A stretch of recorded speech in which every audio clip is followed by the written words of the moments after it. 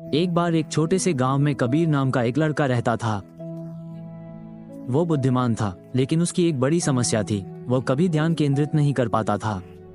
उसका मन एक विचार से दूसरे विचार पर उछलता रहता था, जैसे कोई बेचैन पक्षी हो। यदि वो पढ़ना या कोई अन्य महत्वपूर्ण कार्य करना शुरू कर दे, वो जल्द ही खेल या किसी अन्य चीज से विचलित हो जाता था।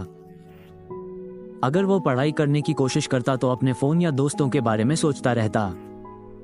मेरे प्यारे पिता अक्सर उससे कहा करते थे, बेटा, तुम्हारा दिमाग जंगली घोड़े जैसा है। यदि आप इसे नियंत्रित नहीं करेंगे तो यह आपको गलत दिशा में ले जाएगा। अपने मन को अनुशासित करें और यह आपको जहां भी जाना हो ले जाएगा। लेकिन कबीर ने इसे कभी गंभीरता से नहीं लिया। एक दिन गुरुजी नामक एक वृद्ध बुद्धिमान शिक्षक, वो युवाओं को सफलता प्राप्त करने के लिए प्रशिक्षण देने के लिए जाने जाते थे। कबीर के पिता उसे गुरुजी से मिलने ले गए और अपनी समस्या बताए। गुरुजी मुस्कुराए और कबीर को पानी का एक छोटा गिलास देते हुए बोले, इस गिलास को पकड़ो और एक भी बूंद मत गिराओ। अपने बगीचे में घूमते हुए ये सरल लग रहा था, लेकिन जब कबीर चल रहे थे तो पक्षी चहचहा रहे थे, पत्ते सरसरा रहे थे और पास में अन्य बच्चे हंस रहे थे। जब भी वो इधर उधर देखता, पानी गिर जाता। जब वो वापस लौटा तो आधा गिलास खाली हो चुका था। गुरुजी ने पूछा, तुमने इतना क्यों गिरा दिया? कबीर ने कहा, मैं विचलित हो गया था। गुरुजी ने कहा, यह गिलास आपके लक्ष्य की तरह है और पानी आपका ध्यान है।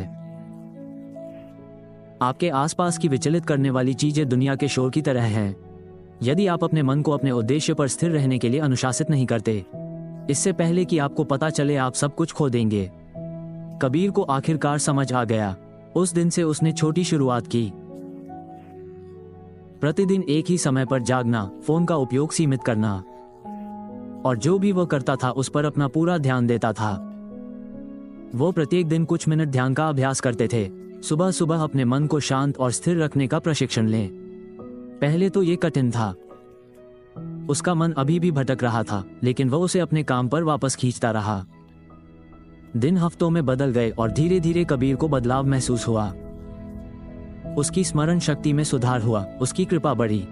एक वर्ष बाद एक बड़ी राष्ट्रीय प्रतियोगिता की घोषणा की गई। छात्रों को सीमित समय में जटिल समस्याओं को हल करना था। कबीर भी इसमें शामिल हो गए। प्रश्न कठिन थे और कई छात्र घबरा गए, लेकिन कबीर शांत रहे। उन्होंने एक समय में एक ही प्रश्न पर ध्यान केंद्रित किया, ठीक जी की तरह। गुरुजी ने उसे पानी का गिलास देकर सिखाया था। जब परिणाम आए तो कबीर को विजेता घोषित किया गया। सभी लोग उसके लिए भयभीत थे और गुरुजी गर्व से मुस्कुरा रहे थे। कबीर ने सिद्ध कर दिया था कि अनुशासित मन प्रतिभा से अधिक शक्तिशाली होता है, भाग्य या यहां तक कि बुद्धि। तब से कबीर अपने गांव में मन पर नियंत्रण रखने वाले बालक के रूप में प्रसिद्ध हो गया।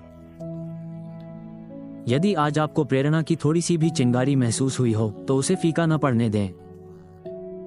इस वीडियो को लाइक करें, इसे किसी ऐसे व्यक्ति के साथ साझा करें जिसे आशा की आवश्यकता है और सदस्यता ले, ताकि हम इसे जारी रख सकें। शक्ति और बुद्धि की इस यात्रा पर साथ साथ चलते रहें।